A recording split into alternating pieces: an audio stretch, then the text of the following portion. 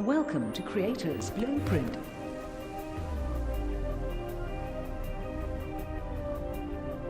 Welcome to Creators Blueprint, where we bring you guys quality content from various creators all around the world, from all different walks of life.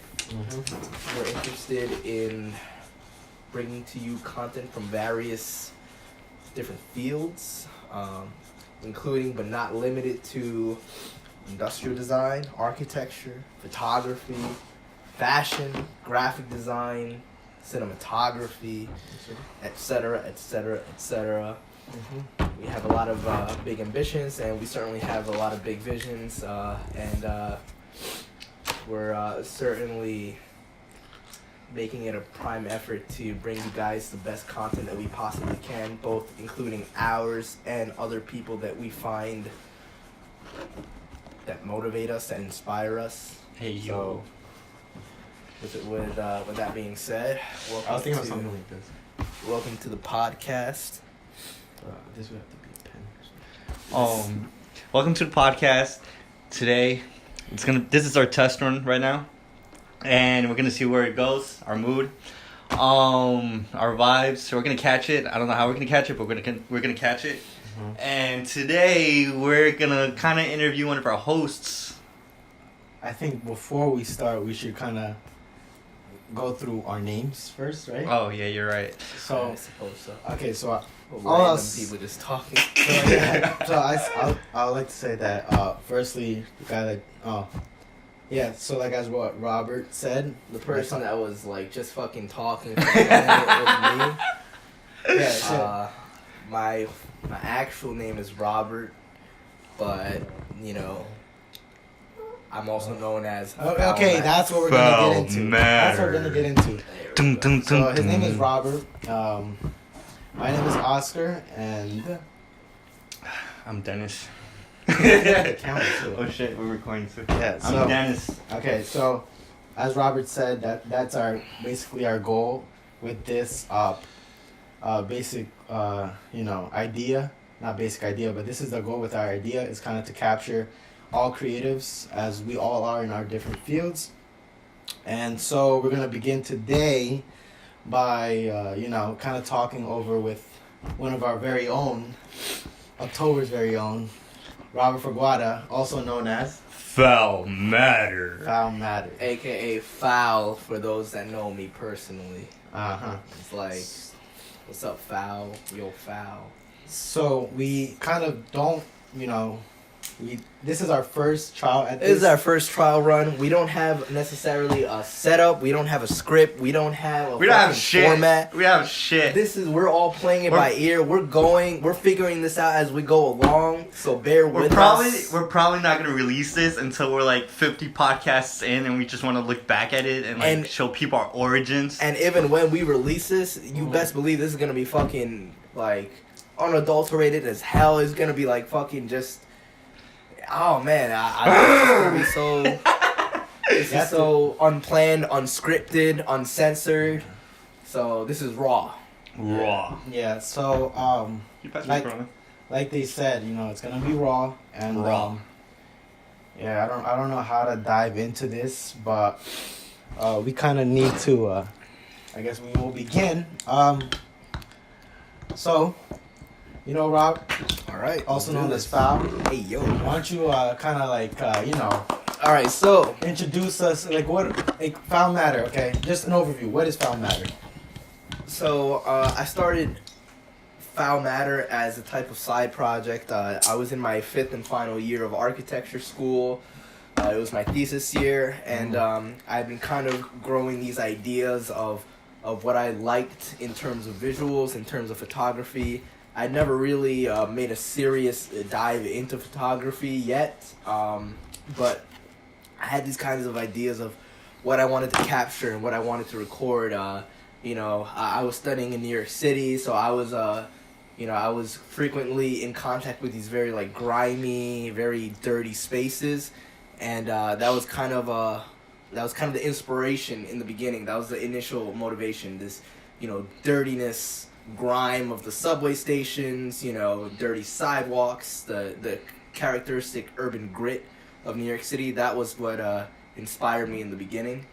And that's where I came up with the name Foul Matter as a kind of synonym for like filth, dirtiness, disgust, things that are overall unpleasant. And I was interested in kind of creating some kind of aesthetic appeal out of this kind of dirtiness. So that's kind of where I was coming from. That's You took the negatives and turned it into a positive. That's basically what I was trying to do. You're just exposing the negatives of New York. That's the background. that's where I'm coming from. So I like that because he has following on Instagram. How many followers do you have? I'm like right now I'm teetering on 2K. Just like I'm like 1990s. I'm in the 1990s. We're close, and this goes for like anyone that's trying to like make it on Instagram. I mean, It's not easy. It's a constant push and pull. Sometimes it feels like you gain one follower, you lose two. And it, that's just the way that's just the game. You got to play the game, and obviously, you can do promotions, which are really cool. They're a great way to, help get you out. Use the right hashtags, tag certain people. There's a lot of ways to engage in the Instagram community. And all right, and now Jesus Christ, you gotta cut me off like that? No, because like we want to kind of understand like why. I mean, you said it was your 5th year, right? And that's when you started. Yeah. All right, and with this, like, but is this like? But the ideas for Foul had been long cemented before my 5th year. I mean, we go back to like 4th year, 3rd year. I mean, the ideas were there, but I just didn't consciously pursue them yet. Why didn't you? Yeah, why did it take you so long into your 5th year? Yeah, that's a great question, and I've asked myself that before, and I honestly don't know. It's just the timing was right. It just, it was gonna happen when it was gonna happen, and there was nothing I could do to rush that. I had these ideas. If you go on my actual Rob Freguada Instagram, I was posting foul style pics as early as like fall 2016, right? Yeah. And I started the account in fall 2017. Yeah. So a year before, I had those ideas, but I hadn't given it its own platform yet. I was still posting on my regular account. Yeah, people used to kind of call because I know Robert a little bit. People used to call his personal page a landscape Instagram, right? Like a person that just posted scenery pics, landmark pics. What the fuck was that? I don't know. God damn. But I had this kind of frustration going on where I wanted to have a kind of Instagram where that was dedicated to a certain kind of photography. Call it scenery, call it landscapes, whatever you want. But I didn't want it to be my personal account. I wanted to have a separate account dedicated to that. And that's. I didn't take the leap yet until Foul started, and then that's when I made that leap. Before that, I was just posting on my, on my main account. You have 1,300 likes on your latest post. I promoted that one. How do you What does promote? that mean? You sponsored it. Well, you got to become a business profile, and once you become a business profile, I think you can start promoting So yourself. you pay like $5, right? You can pay however much you want. How much did you pay? How much? How much did Rob pay? This is paid. This is the juicy stuff. way. $30 For real? for 3 days. 3 days of promotion. That's not bad at Yeah, all. I got fucking How many followers did you get from that post? like 150. That's not That's bad. not bad. That's I mean, not pretty bad. Like, a quick And little those are probably $30. true followers. Yeah. Those are not people that They're not follow bots. They're like no, they're not bots. I noticed for some reason, like the promotion targeted people in Mexico. I was getting a lot of. you know why? Why? I mean, No, it said A while on my analytics. It said like state of Mexico, Jalisco, fucking Tijuana. wherever. Like so- places like that were when you getting trending. When you were about to pay for this sponsored post, did they give you ranges as to how much you could put into it? Yeah. All right, so a while back I used to do this thing called drop shipping, and when you did ads, let's say on Facebook, the cheaper you paid, the cheaper of a location they chose. The more you paid, the better location it was placed in. So you paid 30, which is a good amount, but at the same time, It's not that's good gonna enough. go to It's Mexico. not like good enough. You pay 80, maybe you get that post sponsored on other people in the United States. Right. So that's how that works, and that's kind of So how probably do what they, happened. how do they with it. determine which location is worth how much amount of money? That's how it is. You would have paid $2, that shit would have been in India. Yeah, I see what you're saying. No. I'm just trying to say, like, no, that's I understand what a you bigger mean, place. though. I you know? understand what you mean. Yeah. And like, Probably if you pay like $150, you probably get New York. nah, not like that. It's just like United States. It's not specific. Like, oh, you're gonna be in fucking Paris for $380. You're gonna be in Bloomfield. Like, no, it's like the United States, and then it like just scatters. Because honestly, I want to get promotion in Europe and Asia because a lot of photographers that like my style, quote unquote style, are coming from Asia. You know, like Korea, Tokyo, Japan, Hong Kong, China. So I want to get there, but they're probably a little bit higher rate. I might have to pay more. But. Another thing is like, can you choose who you're targeting there? There are some tools that you can like modify, like, but a lot of it just is based on how much you pay, like you said. It's just I think there's probably like a more advanced tool that where like yeah. you could choose where you want to place it, Uh-huh. and they'll charge you the amount. Right. That's how it was. And where do you, oh.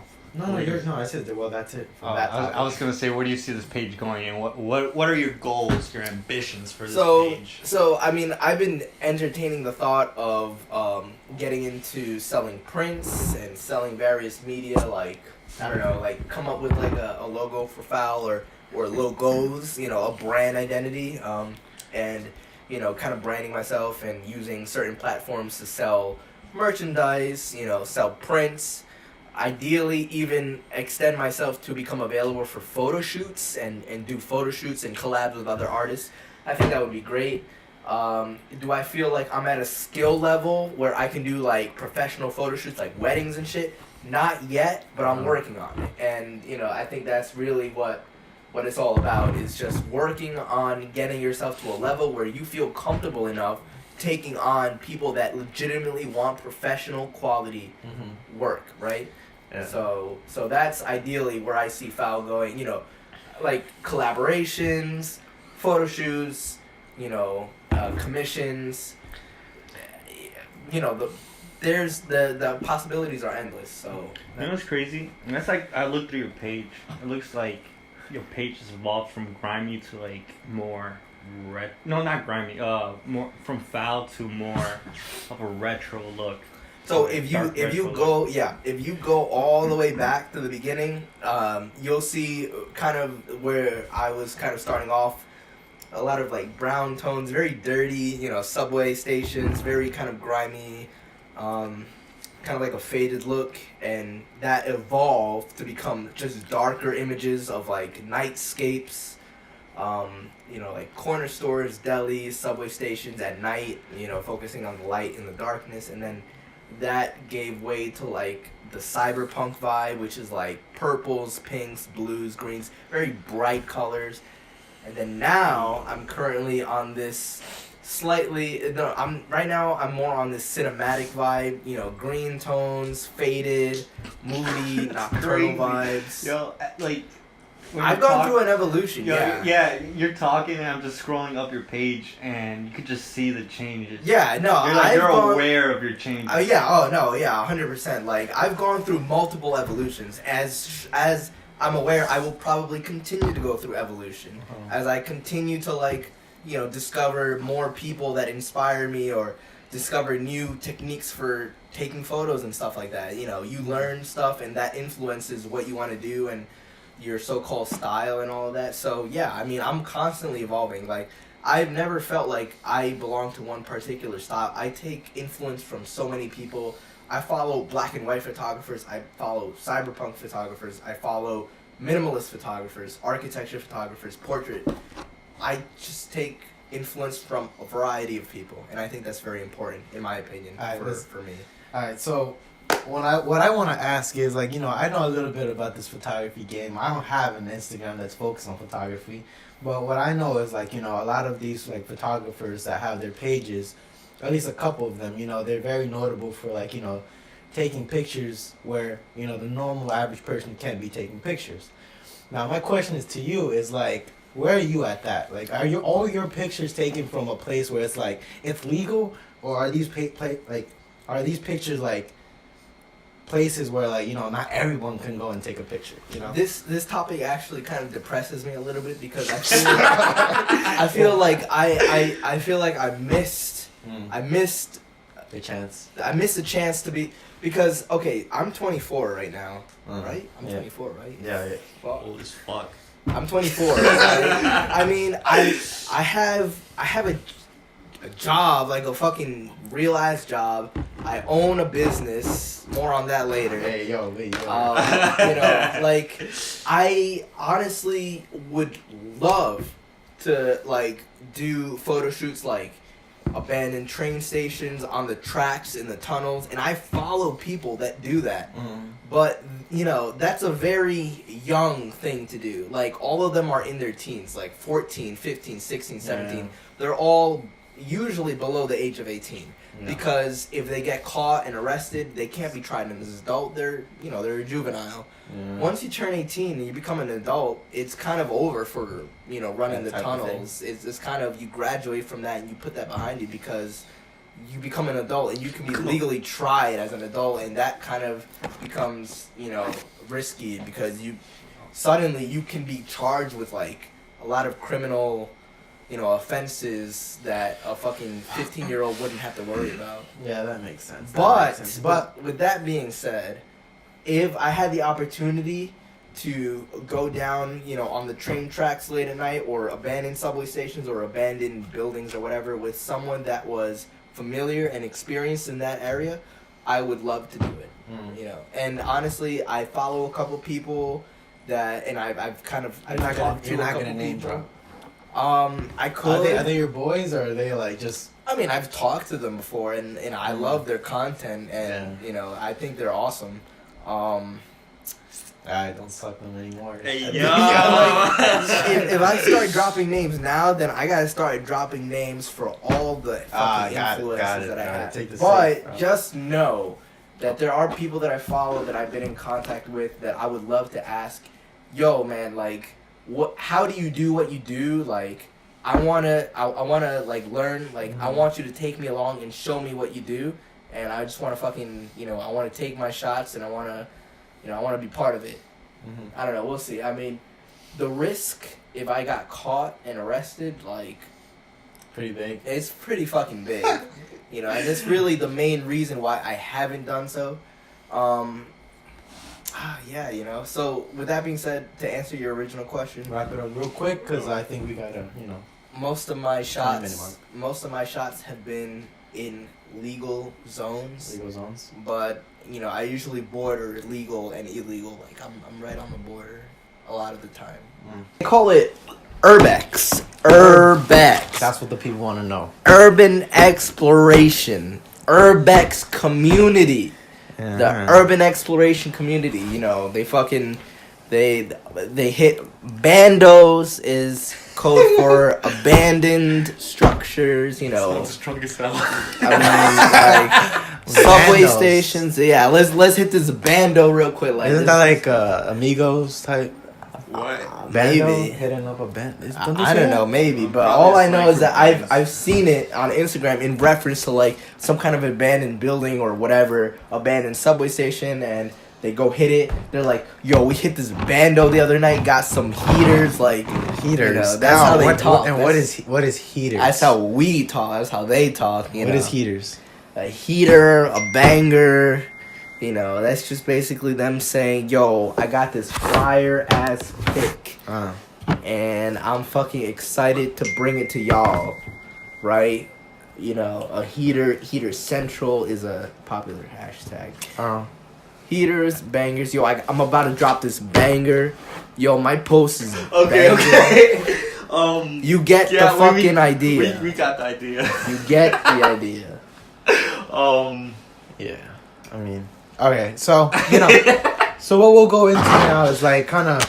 Do you have an idea? I kind of have an idea where to go. Oh, just leave you.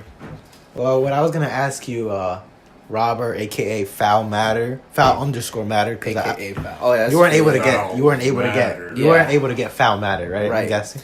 Right. It's okay. But I was gonna ask, like, I mean, we did, kind of touch on the illegal and legal stuff, and like in those properties, if you were able to go there and take photos, but like, what's your craziest story? I mean, is there any same question I had? That's yes? crazy. So like, is there any crazy story? I mean, like anything, like you ran into someone while taking a photo, or like Where you tripped and slipped. busted your lip. Hey, yo, that rhyme.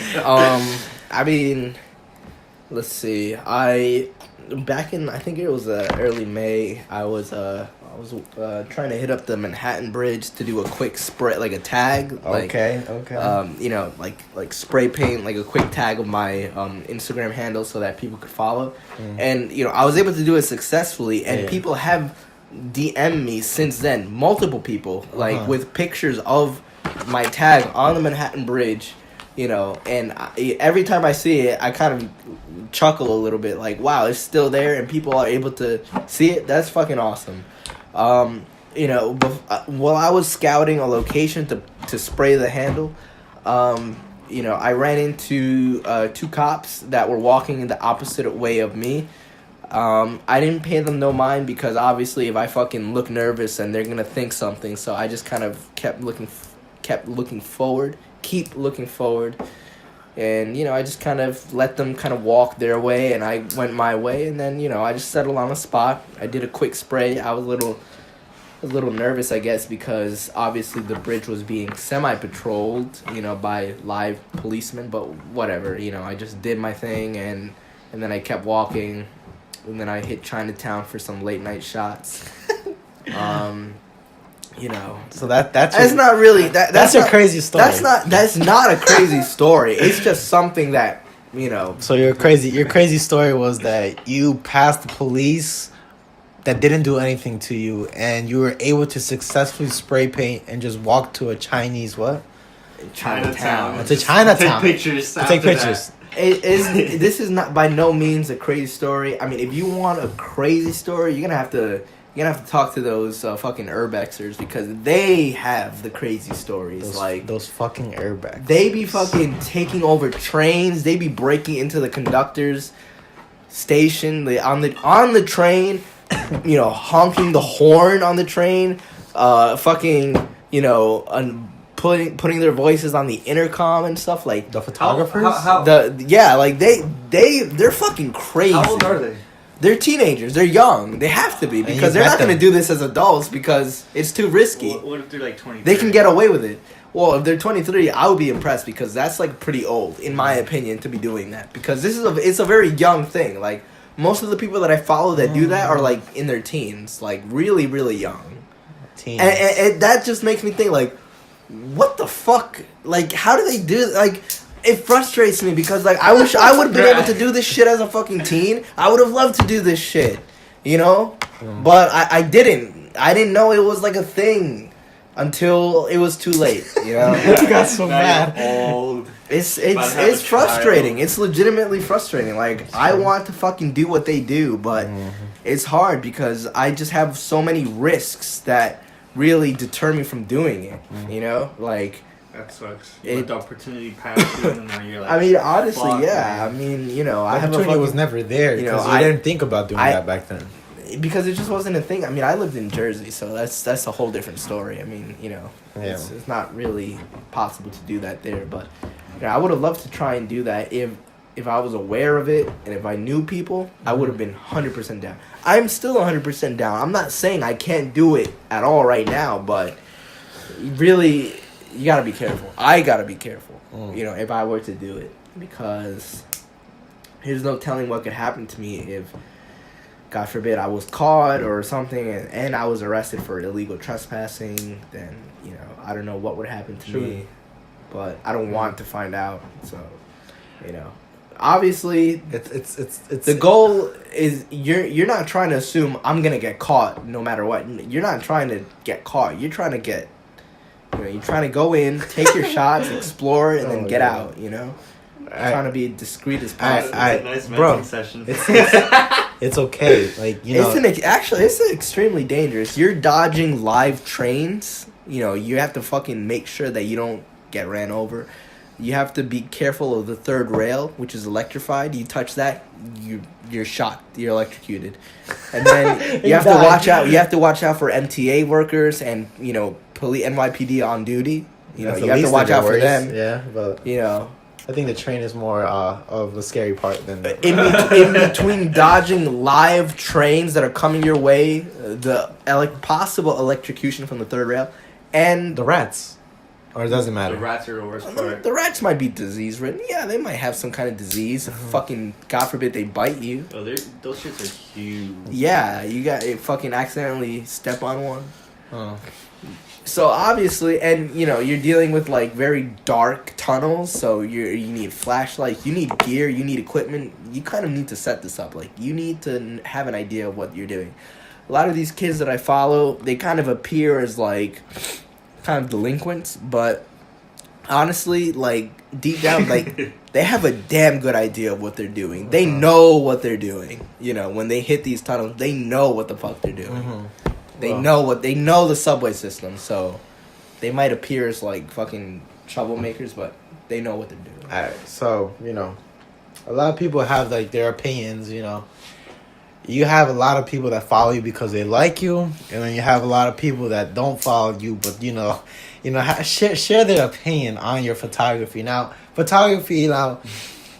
everyone has an iPhone. Everyone could take photos. Everyone could get a good shot. Now, like, my question to you is like, does it affect you a lot when someone comes at you and like kind of like, like they're like, oh, you took a picture of the Manhattan Bridge, but look at me. I took it in portrait mode on the iPhone 6 and it looks just as good. Your shit is nothing, and I use Visco to edit it. What do you say to that? Like, is there like, do you react in like a, let me just like, they don't know better. Photography is more than just going on Visco. You take it into, Lightroom and mess around with it more, and there's more to it. A lot of people think photography is just you take the photo, boom, that's it. Add a filter and you're done. What's your opinion on that? It looks like you put a green filter on all your photos. You see, look. Call it a day. Look at him. To someone that says, look, this looks like you put a green filter, slapped it on, put clarity at 1,000%, and call it a day. How do you feel? What do you think about that? So, in response to the filter comment, I usually stick to in Lightroom, there's a set of filters that are called vintage filters, and I choose one of those filters. There's like 10 of them. Damn, you just expose what you do. I mean, it's not a fucking secret. I'm not trying to keep So if you want to be like Foul Matter, just go to Lightroom and choose one of those vintage filters and call it a day. What I do is I like to, I'll go through my whole process, the saturation, highlights, tones, temperature, whatever, and then I'll put the filter as the last step to kind of tie it all together. But, to respond to what you said about, opinions. Kind of the, it's like, we don't, we live in an age where, yes, everyone kind of has access to an iPhone or just general smartphone, and therefore at least decent quality camera, right? And especially platforms like Instagram have kind of made this so that anyone can kind of start posting photos and call themselves a photographer or whatever.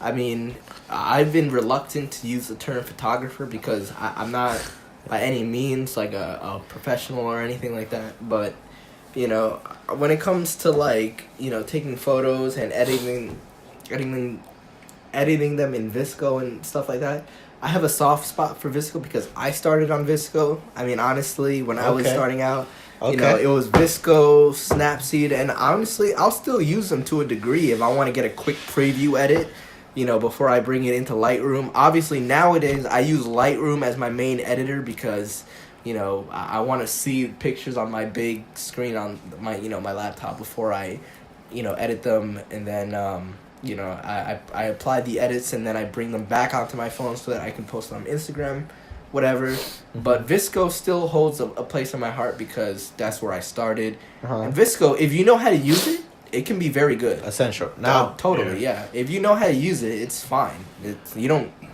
It's good. I mean, Visco was good. I mean, like I said, I take photos and I used to take them, but never had my own. Visco at one point used to be free. Mm-hmm.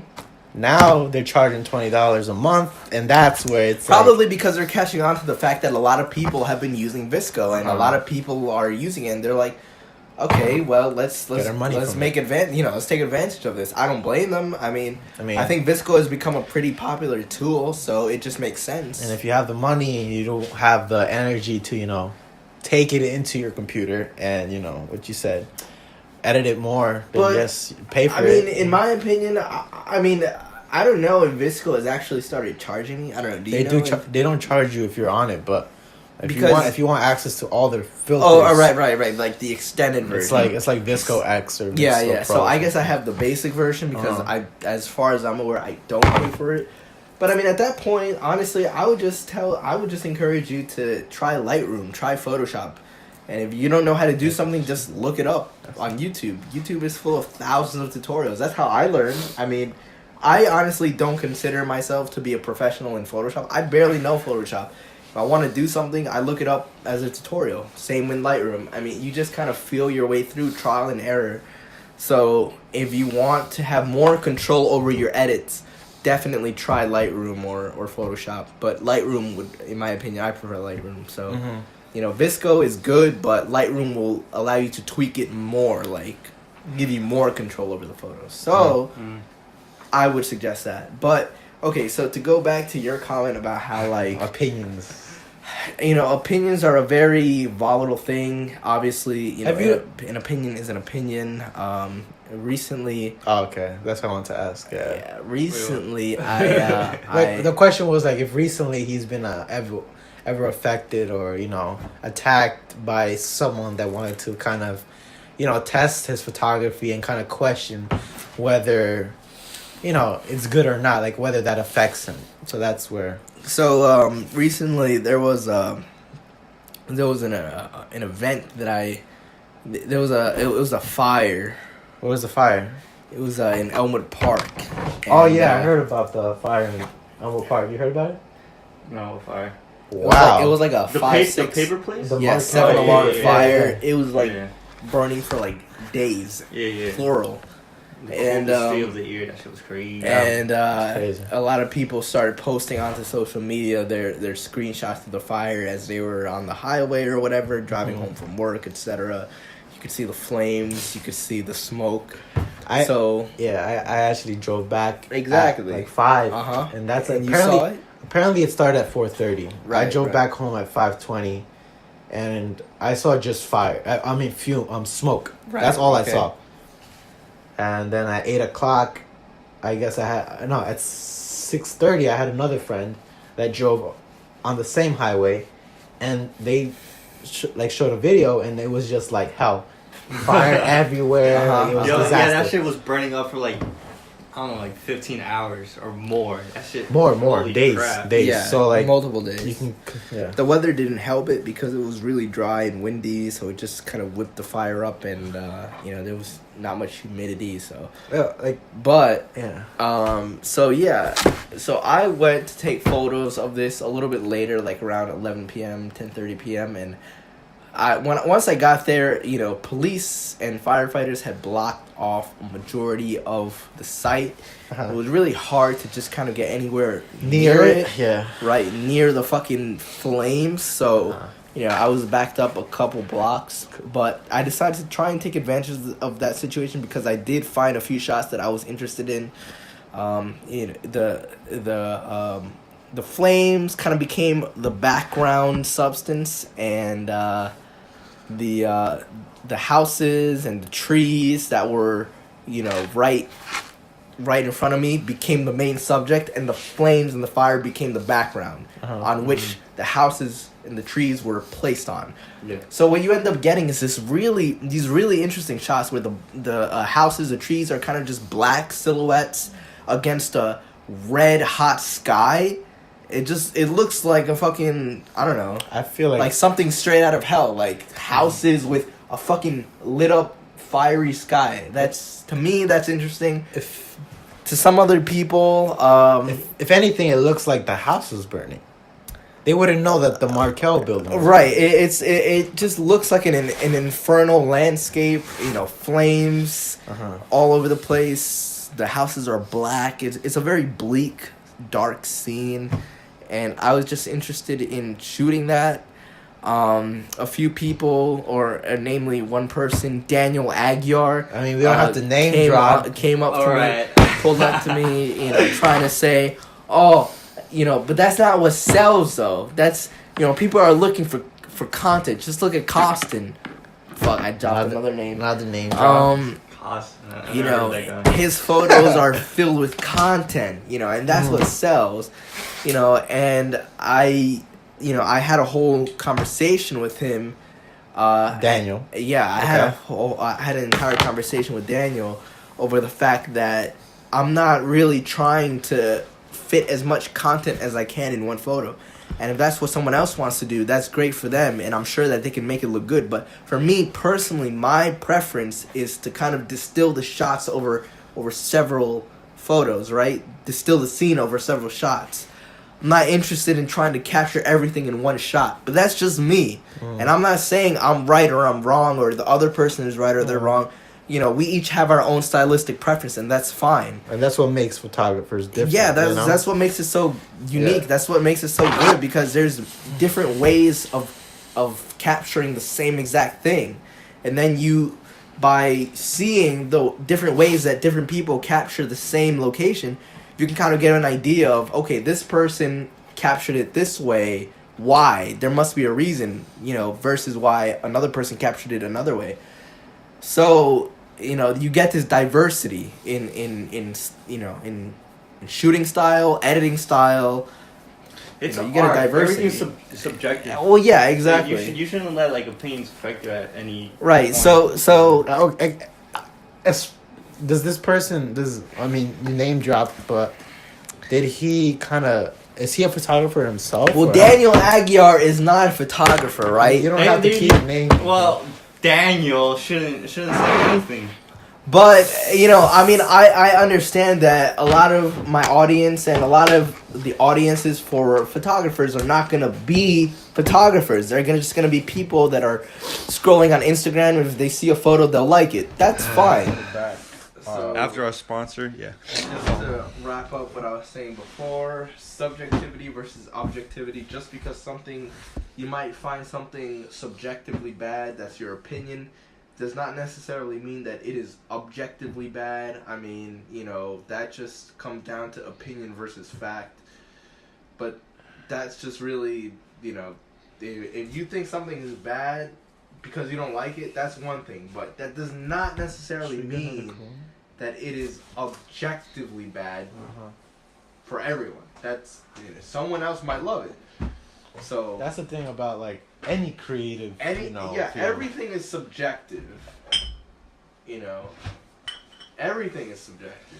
Yeah, you shouldn't let that get to you, because there was a bitch that put a toilet on the museum and she got famous off that, so fuck that.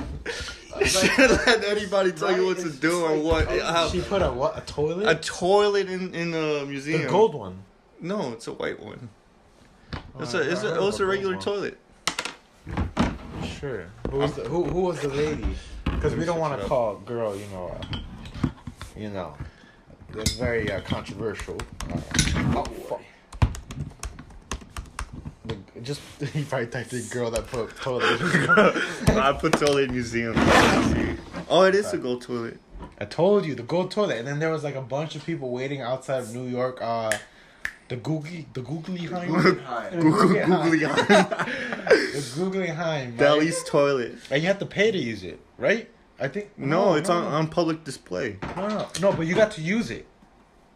You got to use the toilet. No way. I swear. Is it? But it's public. I'm it was a public.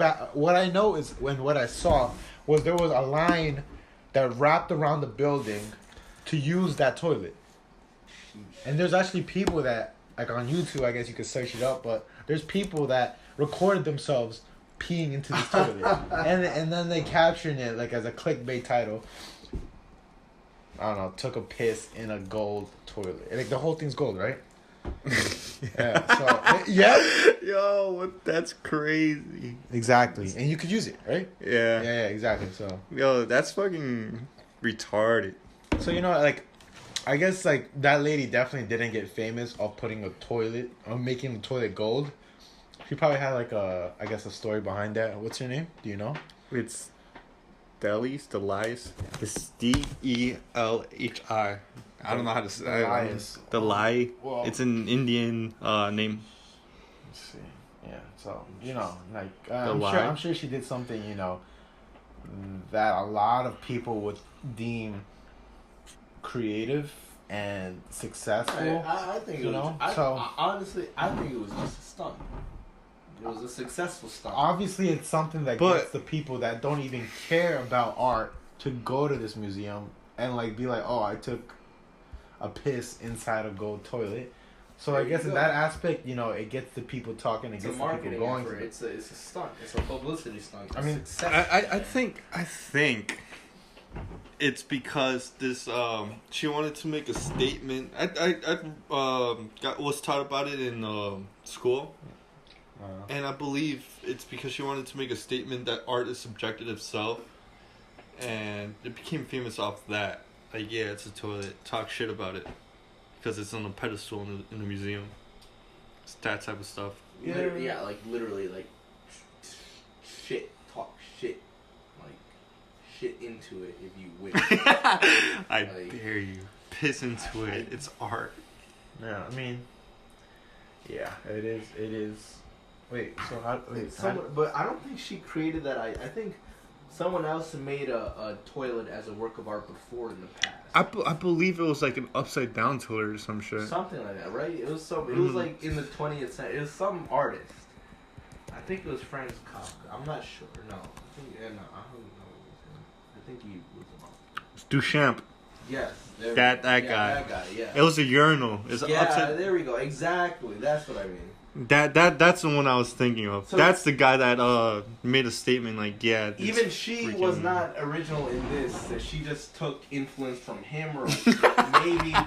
And that goes to another argument that I have, that nothing is truly 100% original.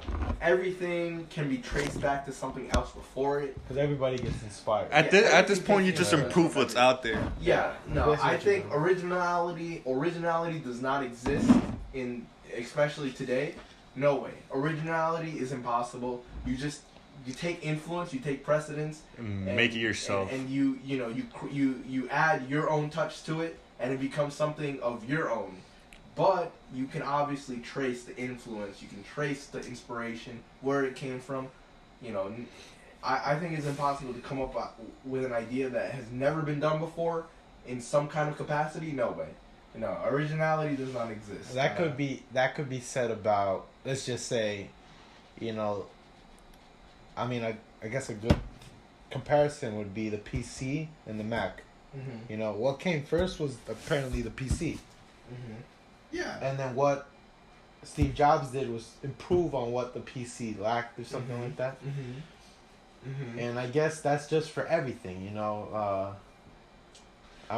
take an existing product and you try to make it better. That has been the formula for forever. I mean, get closer to the mic. Yeah, you're low. Put your lips on the mic. That has been the formula forever. I mean, we take things that are existing and we try to improve them because we're always looking to improve. So, for someone in this day and age to allege that they have come up with a truly original idea, product, whatever, that has no precedence or no influence. It's impossible. It's impossible. Yo, there was a topic recently that came out about Travis Scott's stage design. You know the roller coaster? Yeah, that was stolen from somebody else. That was fucking dope. Yeah, okay, that was dope. But also an artist came out saying that, hey, you copied my stage. Basically, you copied my design, my stage design, or some shit like that. I mean, is that a... Who was that? I'm looking at it right now. I mean... I think it was... artist Tommy Lee. He accused Travis Scott for stealing his stage design. Yep. I mean, I mean, you see, in that aspect, Unless it was 100% artificial reproduction and Travis did not add a single bit of his own touch to it, which is impossible because we know he added his own touch. You know, Rodeo, Astroworld, like, he has been adding his own touch to his things, like... Yeah, like, artists, like, Tommy Lee shouldn't even get mad at it, honestly. Because honestly, it's a stage design. Like, do you really want to be that one person that has a roller coaster on the stage? Yeah. You're not going to be the only person that's going to have a freaking roller coaster on the stage. There's going to be many more artists out there. And another thing is, like, did he really design that stage, or was it the stage company that he, like, design, like, the stage I mean, that he probably collaborated with them to achieve it, and I think so we don't know. That's an extremely important part, especially today. Like, collaboration. I mean, that is how a majority of things get done nowadays. Is collaboration. You as an individual don't have all the answers. The other person as an individual doesn't have all the answers. But if you guys come together, you may have all the answers because you guys are bringing different specialties to the table. You guys are using each other's strengths to achieve a common product. So I think collaboration is key. And as far as like Travis Scott and his stage designs go, I mean, another person that I think has had very eccentric and very intricate stage designs is probably Kanye West. I mean, you saw in his The Life of Pablo tour, he was on a floating platform above the audience. Yo, I have a story about that with Drake. It's so Drake is like one of my favorite artists. Don't judge me, but when I went to shout out to Champagne Pappy, Definitely. So there was this Would You Like a Tour in 2013. I was floor seats, like 5 seats above, and like during this performance there would be this circular pass through that goes around, and it just goes down into the crowd, right? Yeah. So that happened, and he was like literally 5 feet away from me, and yo, bro, we were like, I turned into a bitch at that point. He looked at you. Yo, I have a video on Instagram, but my shit is on private, so long story short, like, he was like 5 feet away from me, and his stage was very cool. You know, I know we like kind of switched topics onto stage design, but like that's kind of something that I see. You know, when you're buying tickets to see these artists and stuff, and like the prices is at like 500, 400, 300. Like, if you have nothing better to offer than just a stage and a mic, it's not worth going to it. You know, like Kanye West, of course. I went to Life of Pablo. I went to Yeezus. I didn't go to anything before that, but I went to all these concerts, and like I did pay $200 plus, but at the end of the day, like it was like a cinematic, like adventure. Not even adventure. What are you gonna say? Cinematic what? There is one thing you pay to go to a concert. You see the band perform a set of songs on a stage, whatever.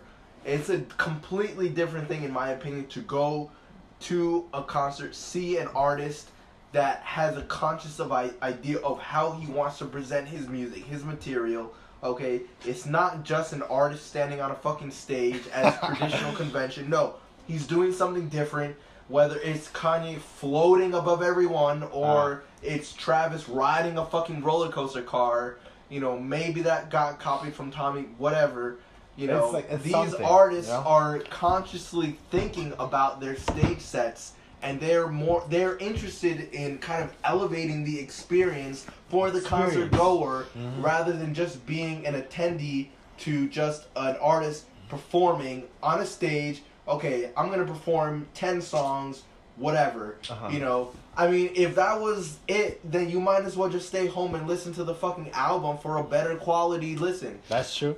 Okay, these artists are legitimately interested in kind of elevating the experience.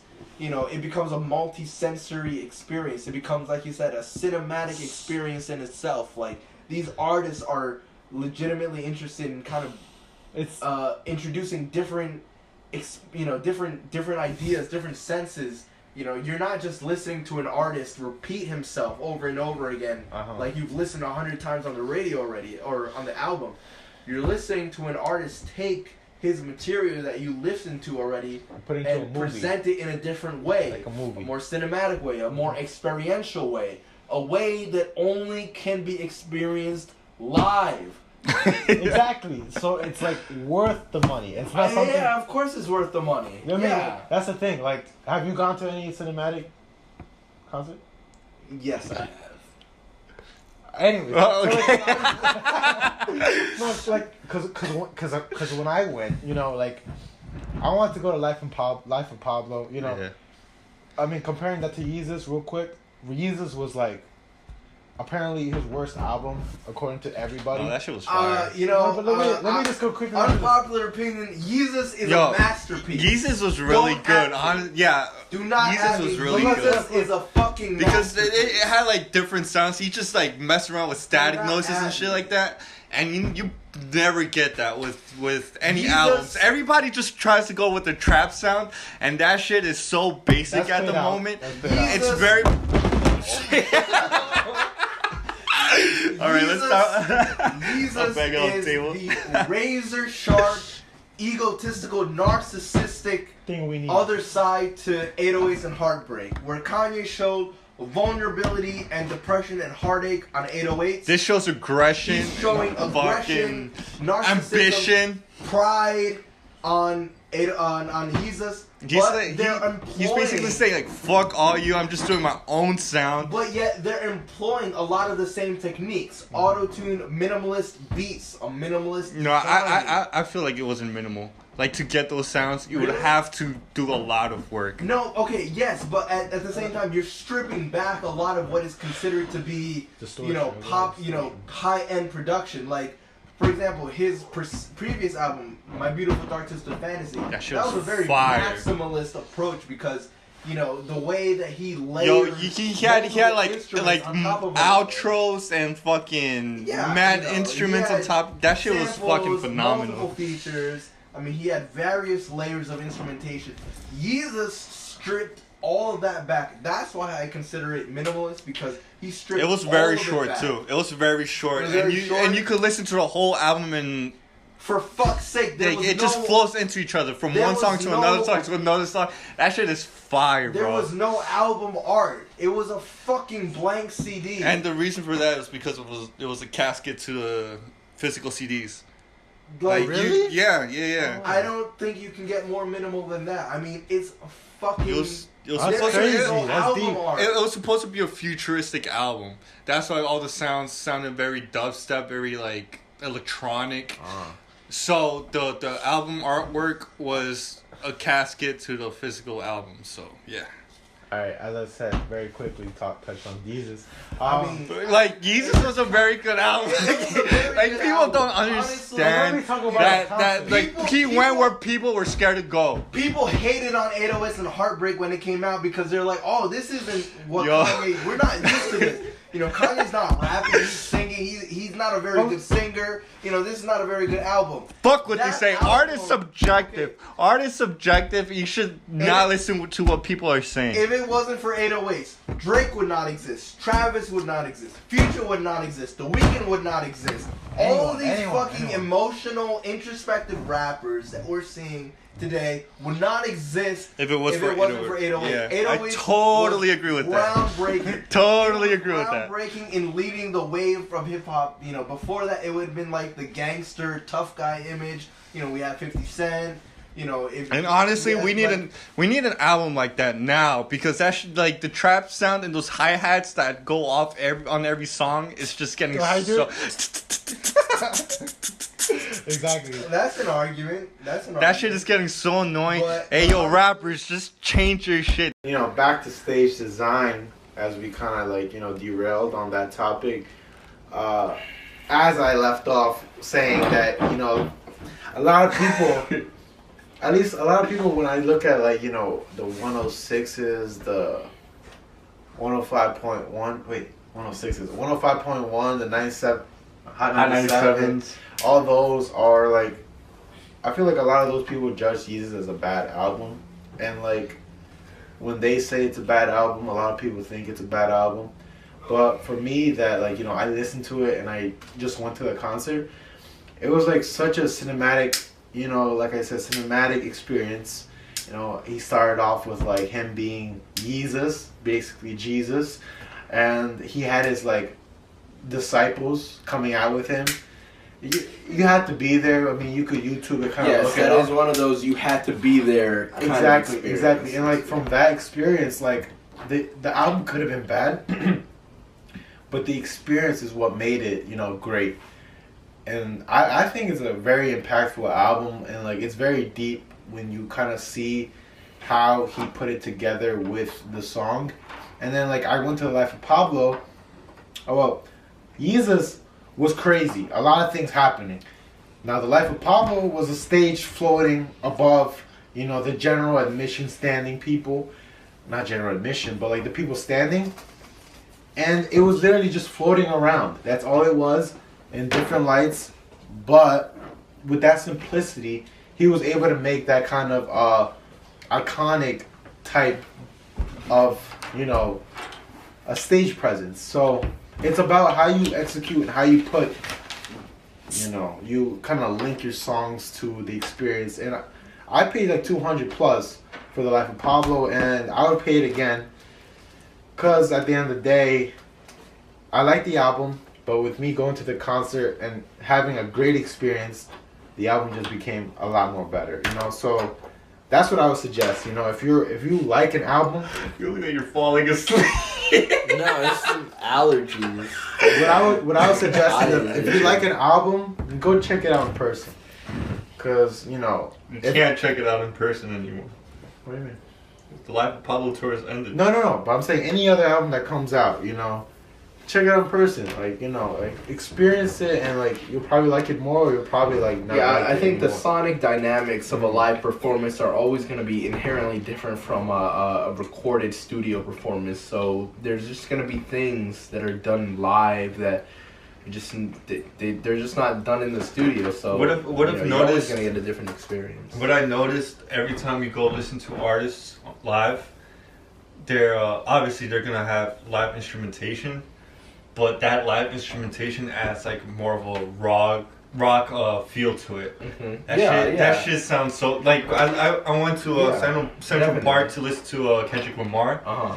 He had a live. He had a backing band. He had a band, and Yeah. that shit was so dope, bro. That, when you go, because on a studio version, everything obviously is programmed, but when you go out there live and you have a backing band, it takes on a much more, like you said, it's an instrumental quality. It's really, it just becomes a performance in and of itself. So, Crazy side note: the first Yeezus, when I went to Yeezus, Kendrick Lamar was the opener. I think at the time Kendrick was very new, right? I think in 2013. Yeah, he He's just very came new. out with Good Kid, Mad City. He just came out with Good Kid, Mad City, and can you That believe album was that fucking fire. he was the opener, and the stadium was not full. Like, it was empty, and he was there performing for at least like the lights were still on. He was performing. The lights No were not off. way. Yeah, the disrespect, and like, it's insane to think that guy is now like. well, yeah, when you say legend. disrespect, because you're saying No, but relative it was to how there. you think of him at this Now, point. yeah. At that point, yeah, he was like He was an up and coming artist. up and coming artist. Yeah, for sure. And he wasn't even a guy on tour with Kanye all the time. I think he had two people that switched. It was the Joe Budden player. We need to do that. No. It was him and Tribe Called Quest. Oh, really? Yeah, they changed it up here and there. But yeah, Yeah, when I went to go to the Would You Like a Tour by my boy Drake, he had Future open up, Future and Miguel open up. That's crazy, dude. I thought Miguel would have a lot more fans. Miguel had a lot more fans than Future. Future, like the lights were still on. No, it was Party Next Door, Future, and Miguel. Party Next Door, nobody was. Sorry, Yeah. what year was this? 2013. No, 2014 around there. Okay. So, Party Next Door had nobody like screaming over him. Future, he had a moderate following, but it wasn't enough to like fill up the whole stage. Miguel, everybody actually sat down, and he gave a goddamn good performance. That shit was fire. And then my boy Jersey came out, and that shit he killed it. Jersey Killed it. That shit was packed. And I also when I went to the Weekend concert. Yeah, I was singing my ass off. But Future, not Future. It was Travis Scott. He was the opener, and surprisingly so, that shit was still not packed.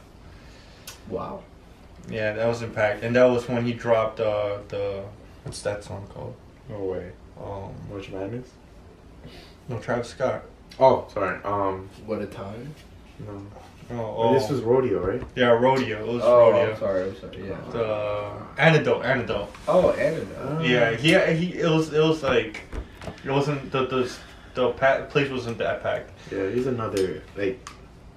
But now apparently they're packing up shit. Yeah, Fucking exactly. Wild. Mm. So long story short, So like, where this stemmed from was like the stage design presence and all that. Yeah, I mean, I don't know, like overall, like from back what we said, originality that doesn't exist. It's basically what you see and what you can improve on and how you execute it and how you make it yours at the end. That is what is what you're portraying, you know? As foul matter, I'm obviously I really don't think I'm original at all. I'm not original, and that is not my intention. For sure. I'm taking inspiration from a lot of different artists from a lot of different backgrounds and so-called styles, and I'm just taking what I see from them and what I like, and I'm using that to inform my editing decisions and my shooting decisions, whether consciously or subconsciously. I think that they all have some kind of influence on my overall process, right? From shooting to post to social media, there is a definite process, and I think that they all have some kind of influence on it. So, I'm not original at all. I'm a product of Okay. I'm a product of my influences, right? And I can only hope that I go on to influence others. And, some other people out there will use me as a type of influence, as a type of precedence, and say, I like his photos. I want to do something, maybe not the same, but I want to think about him when I'm shooting and use that to inform my own decisions. So, yeah. well, Okay. all right. I think that's enough for the first podcast. My boy here, Robert, is as you AKA see, Foul Matter. he's like He's very slumped. He's a very slumped. He had like 7 Coronas while recording throughout the whole thing. I don't think we will be giving as much to our guests anymore. I mean, clearly we see the effect by Corona. We see the effect Sponsored that's by having. Budweiser. And there he goes. There he goes. And he's drinking more. Chug. No. Oh Alright. God. Oh God. We do not encourage this kind of behavior. I mean, drink So, responsibly. He did not drive here, obviously. Oh my God, he's still going. All right, relax. Oh my God. God. And he just chugged the whole beer. He just chugged the whole beer. Okay, He's backing out. Oh, he fell onto the floor. All right. Thank So you guys. this is the first podcast. Would you guys like to plug your social media? Which ones are we plugging? I'm gonna plug my industrial design one. You already know the deal. Foul_matter. Find me on Instagram. I'm gonna have my own creative website coming up soon. But until then, follow me on Foul_matter, and I'll post daily updates and Daily. Well, okay, Daily. maybe semi-daily updates. I post semi-regularly, and I hope you like what you see. And if you don't, that's okay. But hey, you know, at the end of the day, you know, I'm just trying to get my content out there. So foul_matter. Okay, Alright. that's it for you. Relax, just fucking relax. All right. And my name on the IG, OscarLima.design at OscarLima.design. Let's repeat it again. Oscar, wait, no, just for clarity, Oscar LEMA dot design. And you know, I'm an industrial designer, but right now I do footwear. So there you go. You have an industrial design background, but you're specializing in footwear design. All right, Okay, enough we from should you. stop banging on the table. Just go away, man. All right, and yeah, specializing in footwear, and that's where you'll find that. And yeah, go. And I'm Dennis. My Instagram is designed by Dennis, not designs by Dennis. Designs by Dennis is a Florida company. Designed by Dennis. No S, no plural. Designed by Dennis. That's me. Follow me on Instagram. Designed by Dennis. I also have a website. Designedbydennis.com. And yeah, if you need any freelance, I mean, if you need any jobs, any CAD, Illustrator, control job, just follow me. Designed by Dennis. I'm also coming from an architectural background, so you need, you know, All right, so if you that's- need that's- CAD or anything We're like not that, done. you need CAD, No, Rhino work, renders. Yo, yeah, if you need Roger work we for are me, your I got, people. we got you. We got you. You know, Creative blueprint. come we with got us with you. freelance commissions, and we got Yeah, you. we got you. And if we you offer we also a range of That's it. we also services, interior interior design, design, body design, creators. architecture. We didn't.